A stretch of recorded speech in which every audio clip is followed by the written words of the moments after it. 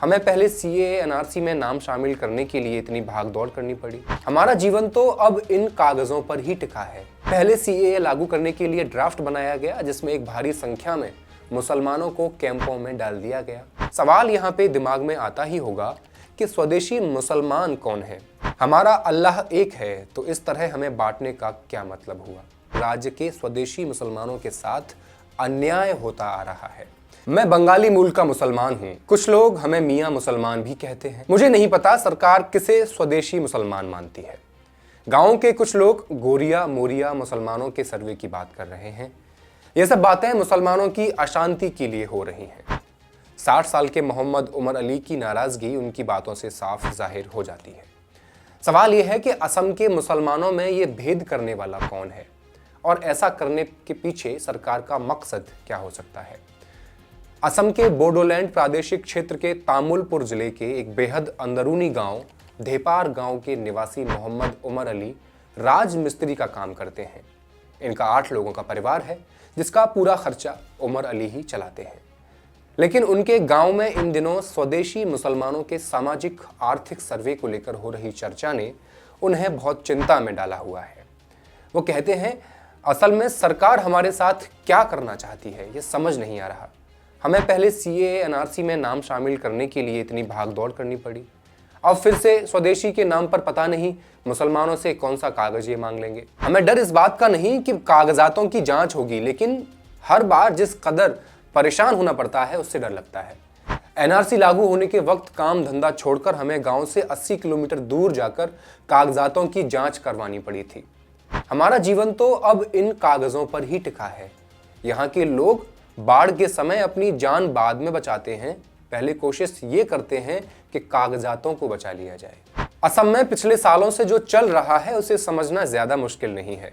पहले सीएए लागू करने के लिए ड्राफ्ट बनाया गया जिसमें एक भारी संख्या में मुसलमानों को कैंपों में डाल दिया गया, जहां लोग बीमार और मानसिक तौर पर बीमार भी पड़ने लगे। इसका असर सिर्फ असम में ही नहीं, देश भर के मुसलमानों पर पड़ा और पड़ रहा है। अब फिर से वहां की सरकार की कैबिनेट ने हाल ही में राज्य की स्वदेशी मुस्लिम आबादी के सामाजिक आर्थिक सर्वे को मंजूरी दी है। सवाल यहाँ पे दिमाग में आता ही होगा कि स्वदेशी मुसलमान कौन है? राज्य की सत्तारूढ़ बीजेपी सरकार ने 1.5 साल पहले 5 समुदायों को स्वदेशी असमिया मुसलमानों के रूप में मान्यता दी थी।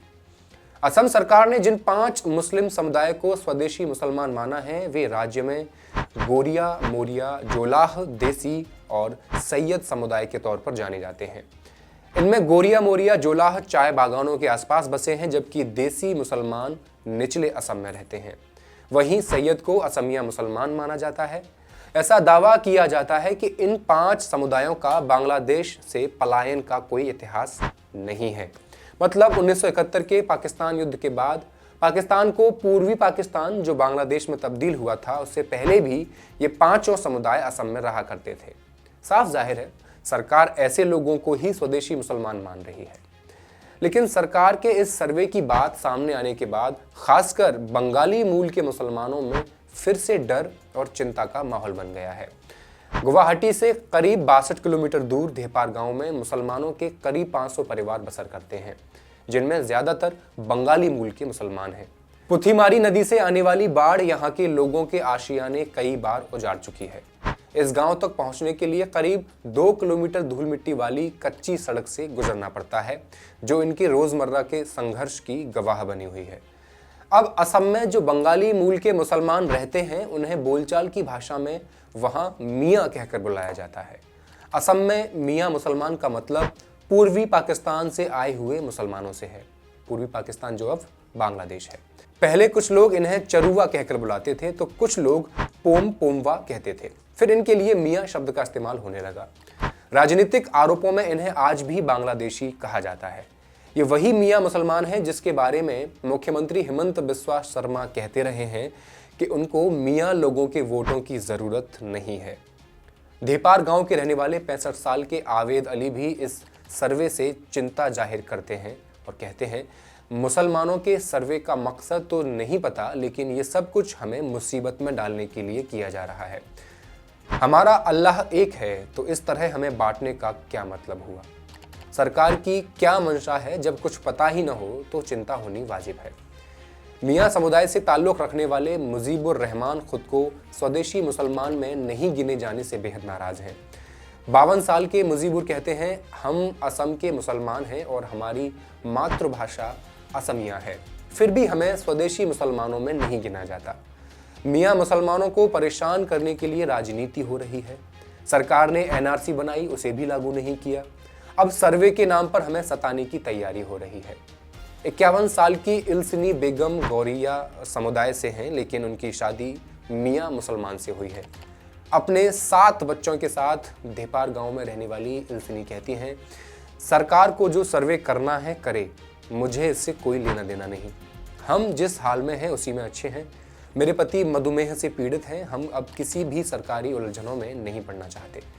असम सरकार ने इन 5 उप समूहों को स्वदेशी के रूप में पहचानने के लिए पहले 6 कमिटीज का गठन किया था। इनकी सिफारिशों के आधार पर ही समुदायों को वर्गीकृत किया गया है। सरकार ने अल्पसंख्यक मामले और चर क्षेत्र निदेशालय को स्वदेशी मुसलमानों का सामाजिक आर्थिक मूल्यांकन करने की जिम्मेदारी सौंपी है। इस सर्वे को लेकर पूछे गए एक सवाल का जवाब देते हुए अल्पसंख्यक मामले और चल क्षेत्र निदेशालय के निदेशक सैयद ताहिदुर रहमान ने बीबीसी से कहा, हम सर्वे को लेकर सरकार को एक एसओपी यानी मानक संचालन प्रक्रिया बनाकर भेज रहे हैं। सरकार जैसे ही इस एसओपी को मंजूरी देगी, हमारी टीम सर्वे के लिए जनगणना का काम शुरू कर देगी। पहले हम किसी 1 या 2 जिले में इसकी शुरुआत करेंगे। रहमान कहते हैं, ये सरकार तय करेगी कि सर्वे में बंगाली मूल के मुसलमानों से बात की जाएगी या नहीं। अभी केवल स्वदेशी मुसलमानों को चिन्हित करने के लिए घर घर जाकर सर्वे करने के कुछ तौर तरीके तैयार किए गए हैं।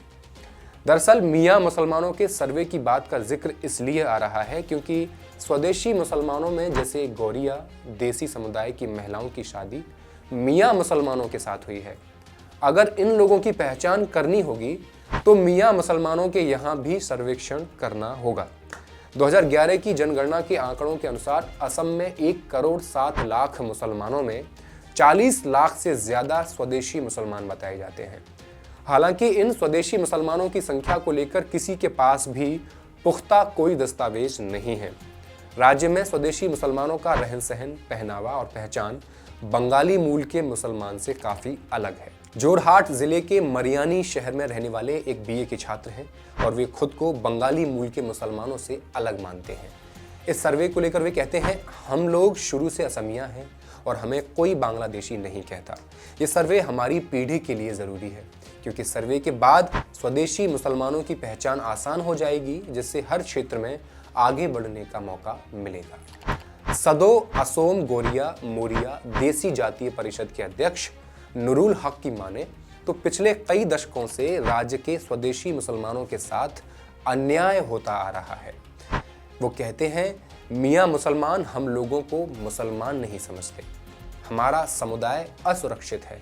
हम एक ऐसी स्थिति में हैं जहां न तो मुसलमान हैं और न ही असमिया है।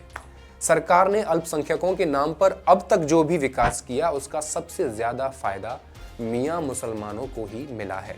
क्योंकि बंगाली मूल के 70 लाख मुसलमान हैं, इसलिए राजनीतिक ताकत उनके पास ही रही है।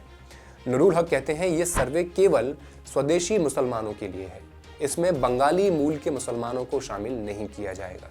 मियाँ मुसलमानों का एक तबका खुद को जोलाह समुदाय का बताकर स्वदेशी बनने की कोशिश में लगा है, लेकिन सरकार को इन बातों पर गौर करना है। बंगाली मूल के मुसलमानों के बीच असमिया संस्कृति को बढ़ावा देने का काम कर रहे चर चापोरी परिषद के अध्यक्ष डॉक्टर हाफिज अहमद के मुताबिक ये सर्वे मुसलमानों को बांटने वाली राजनीति का हिस्सा है। वो कहते हैं, सरकार स्वदेशी मुसलमानों की परिभाषा तय किए बिना सर्वे कराना चाहती है। इस तरह के सर्वे की कानूनी मान्यता अदालत में टिक पाएगी, ये कहना मुश्किल है। लंबे समय से स्वदेशी मुसलमानों की वकालत करते आ रहे गुवाहाटी हाईकोर्ट के वरिष्ठ वकील नेकिबुर जमान कहते हैं, बीजेपी की पहली सरकार ने स्वदेशी मुसलमानों के लिए 100 करोड़ रुपए का बजट निर्धारित किया था, लेकिन सर्वे प्रक्रिया शुरू नहीं होने से ये पैसा स्वदेशी लोगों के काम नहीं आ सका। नेकिबुर जमान इस सर्वे की जटिलता बताते हैं, ये सामाजिक आर्थिक सर्वेक्षण है, लिहाजा सभी मुसलमानों के ऊपर ही किया जाएगा। जब बात स्वदेशी मुसलमान की आएगी तो उनके पूर्वजों के लिंक से जुड़े कागज मांगे जाएंगे, फैमिली ट्री की जांच होगी, गोरिया मोरिया समुदाय की पहचान आसान होगी। लेकिन जो देसी समुदाय है वो मियाँ मुसलमानों के साथ मिश्रित है। ऐसे में बंगाली मुसलमानों के बीच से देसी मुसलमानों को चिन्हित करना बड़ी चुनौती होगी। देसी लोगों की बड़ी आबादी ग्वालपाड़ा से लेकर धुबड़ी तक बसी हुई है। देसी मुसलमानों के बारे में दावा किया जाता है कि ये समुदाय कोच राजवंशी आदिवासी समूह से थे जो वर्षों पहले धर्म बदलकर मुसलमान हो गए। इसके अलावा देसी मुसलमानों की रिश्तेदारी, शादियां मियाँ मुसलमानों के साथ हुई हैं। ऐसे में सरकार के लिए उनको चिन्हित करना बड़ी चुनौती होगी। बीजेपी का कहना है कि ये सर्वे स्वदेशी मुसलमानों की शिनाख्त करने के लिए किया जा रहा है।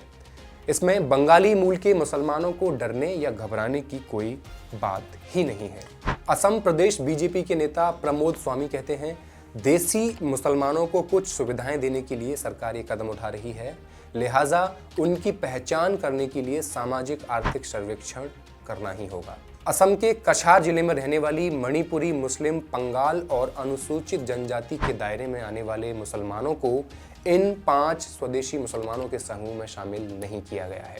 लिहाजा असम सरकार के सामने अभी कानूनी अड़चन भी खड़ी हो गई है।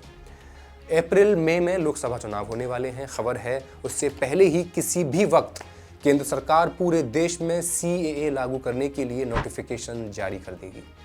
हमारी नजर लगातार बनी रहेगी ऐसी ही खबरों से अपडेट रहने के लिए मॉलिटिक्स को सब्सक्राइब कर लीजिए। मैं हूं हेमंत, नमस्कार।